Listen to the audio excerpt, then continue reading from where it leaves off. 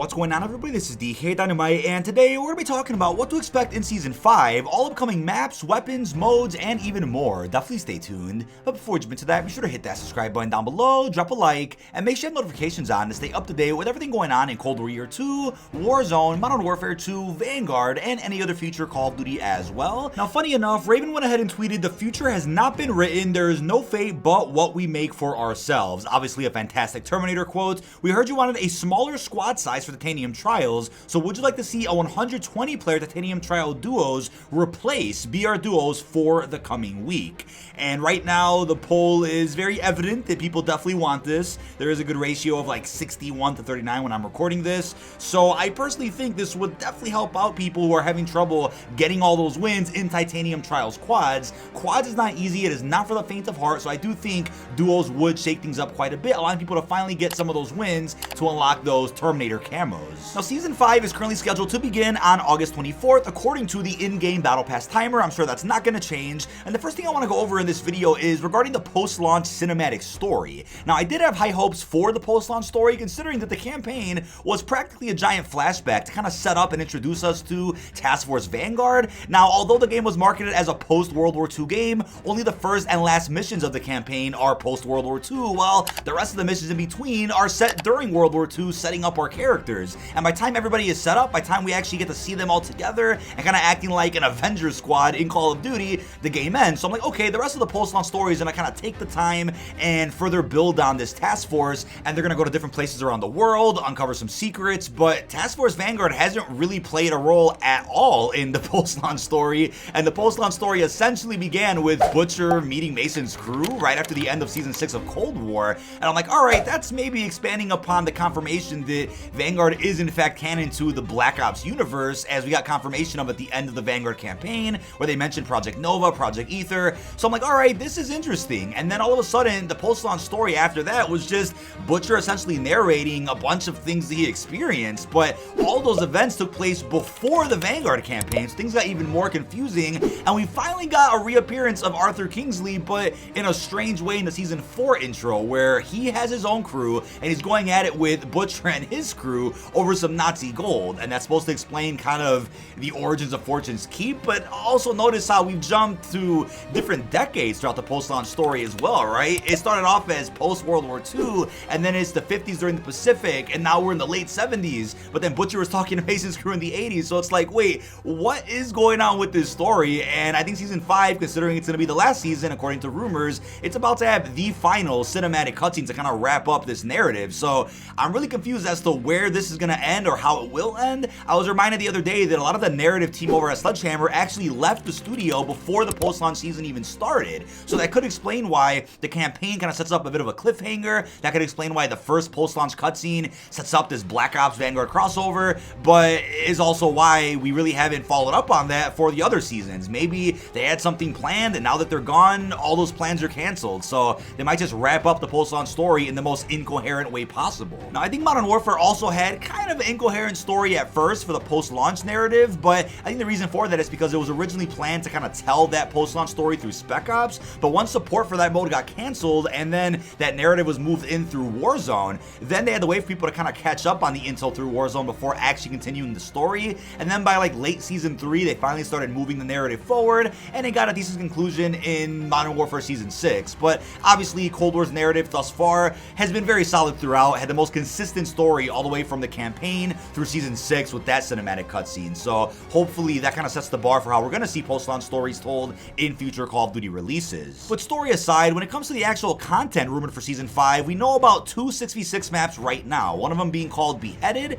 and the other one being called Fortress. Now, the locations for these maps are also quite interesting, one of them being New York and the other one being Burgoo, Malta. Not sure exactly if those are the real locations for these two maps, but right now the evidence that was posted by the usual suspects that post early COD information, I think based on what they're posting, it looks like these locations are relevant to those two specific maps. And one of the maps will have a description that says after the apocalypse post 1953. Another map will have a description which says Operation Expel July 1956. Now, Operation Expel does sound like something you would expect from like maybe an opening cinematic for Caldera or for Rebirth, you know, where it says the operation at the bottom left.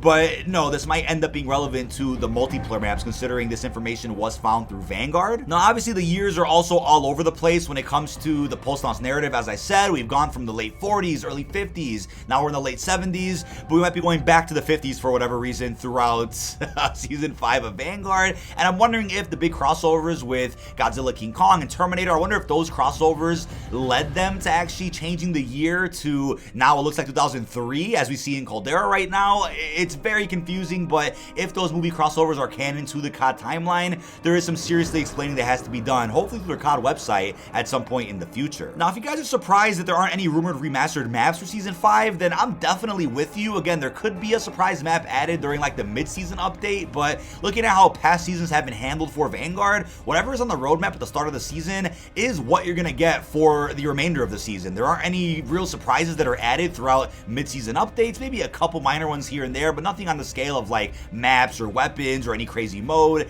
We'll have to wait and see, but looking at what's going on right now with the state of Vanguard, I think there were definitely a lot of plans to add in more World at War maps. We saw Castle and Dome at launch, and there were absolutely plans to bring in some fan favorites from World War II 2017. Now, also don't forget what typically happens with the Vanguard season is one map drops at the start of a season, and the second one on the roadmap drops during the mid-season. We haven't really had it where two maps came out at the start of the season, then we got a third one during the mid-season. I think Season 1 might be an exception to that, but other than that, that's kind of what's been going on with the post-launch DLC of Vanguard. Now, in terms of weapons, we have two of them, possibly even three rumored at this moment. The EX-1, which is kind of like the EM2 from Black Ops Cold War, and I wouldn't put it past them to do that considering we have the Vargo, which got added into Vanguard with Season 4 Reloaded. That one was interesting. We also have the RA-225, which people aren't exactly too happy about. I know people out there have been saying that it's been kind of odd that with every new season of Vanguard, we've only really gotten ARs and SMGs. I don't know if that's because people really aren't using shotguns, pistols, or any other weapon class. That would be weird, but I could see Activision saying, hey, if nobody's using those other weapon classes, why drop DLC weapons for those classes? Maybe that's their mentality, even though if they add a new weapon to a certain class, people might be more inclined to use more weapons in that class as well. I don't know the mentality there, but we also have images floating around of what could be a new SMG coming at some point in Season 5.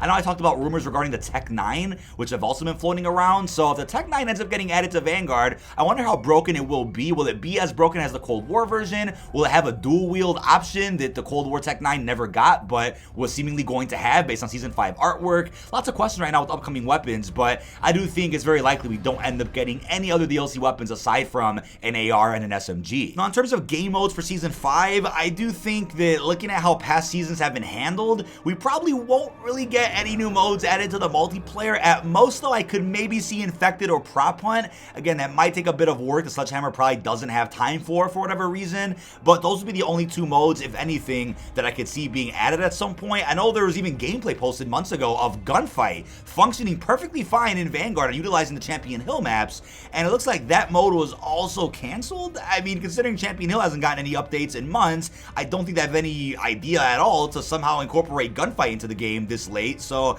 I think with that being said, I wouldn't really hold my breath on any new modes coming, but maybe some fan favorites, if at all. Now, we're obviously not going to know much about the Season 5 Battle Pass until next week, but based on the current rumor that 4 villains are making an appearance through Vanguard next season, we do know that Rourke is a pretty big villain from Call of Duty Ghosts, of course, and is likely going to be retconned or somehow rebooted as a character to now fit the new Modern Warfare timeline. So maybe we'll get a young Rourke that we play as. Maybe he's a Season 5 Battle Pass operator. We also have rumors about Seraph, which don't really make sense to me considering she's from the future, so I don't know if they're going to treat her as a villain in Vanguard if you get to play as her, because she's not really a villain in Black Ops 3 or 4, but we'll see how they handle her. I don't know if she'll be in the Battle Pass. And we also have other rumors, right, about Raul Menendez. Now, this guy could be the actual face of Season 5, but I also think he would sell like hotcakes as a bundle, so I'm wondering if maybe they'll do a special Battle Pass bundle where if you buy it for 2,400 COD points, you get to play as Menendez. Will he be the final operator in the Battle Pass itself, or will he just be a separate bundle that gets added into Vanguard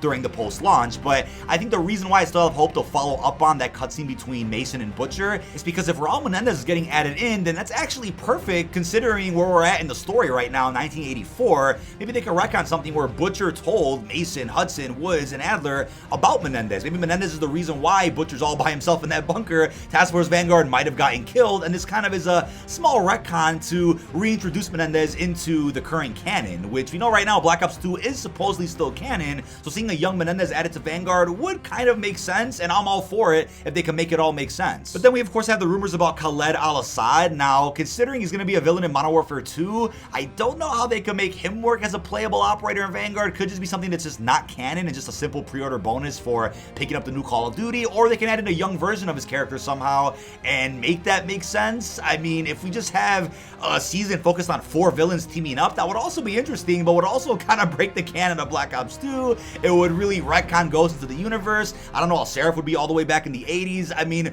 we'll have to see how they end up working all this through, but I think having 4 villains being the focus of one season is probably a bit overwhelming, and if anything, they should have kind of set them up individually throughout some of the previous seasons, then brought them all together for this final one. But heck, get everything we want, right? Now, there's also been rumors about an Umbrella Academy crossover coming to Vanguard in Season 5, which has me thinking, right, maybe the plan for future Call of Duty games is to do maybe one big crossover per season. Vanguard has kind of done that. I mean, they've definitely done more consecutive crossovers compared to Cold War and Modern Warfare. I mean, Cold War did get a good amount, but they weren't really back to back to back like we're getting with Vanguard, so maybe that is the plan for Modern Warfare 2 moving forward. And I get it, right? You won't be able to use these cosmetics in Warzone 2 and Modern Warfare 2, so you might be a bit turned off by that. But for those that will continue playing Vanguard and Warzone 1 in the future, you might be considering these Umbrella Academy bundles. I know right now descriptions have been posted for what we featured in those bundles. Can't show you on screen for obvious reasons, but that's apparently the next crossover coming to Call of Duty at some point soon. And I also want to propose the idea that maybe instead of a Season 6, or maybe just in place of a Season 5 Reloaded, we get another haunting event for Vanguard this time around. And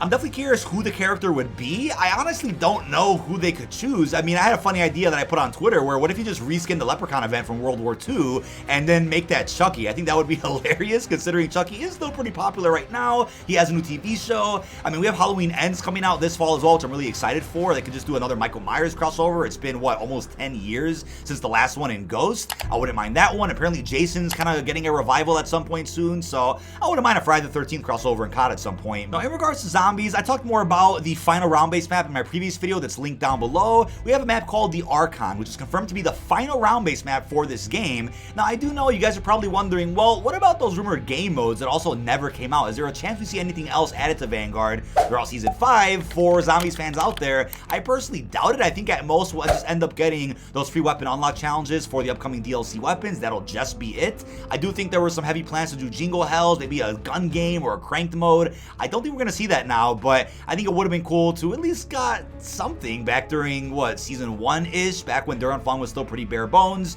We had to wait a while for Terra Maledicta, but I think now that round base is in Vanguard Zombies, people have warmed up to it more. I'm happy to see that the reception of Zombies has gotten a lot better, and people out there have also been pretty happy about how Zombies feel on the Modern Warfare engine. But I'll definitely keep you guys posted if anything else happens zombies-wise for the rest of Vanguard's life cycle, because if there is a Season 6 after all, then I do wonder what they would even add to the mode if that were to happen. But that is about it. This has been dkdynamite. Leave our thoughts down below in the comment section. What are your thoughts on everything we're expecting in Season 5? The maps, weapons, modes? You know, I still can't believe this is the end, or nearly the end, of Vanguard's life cycle. It feels like it just started a couple of minutes ago. I still think it feels like the devs never really came back from vacation after Christmas, and we're still waiting for the next big thing in this game. But no, the game is about to be over, and Modern Warfare 2 is just around the corner. But I want to thank you guys sincerely for still sticking around here on the channel, despite the year that it's been, still showing support on the videos, the streams, the podcast. It's still been a blast covering Call of Duty for you guys, and I'll be here for as long as I can. But that is about it. Really hope you've enjoyed, and peace out, everybody.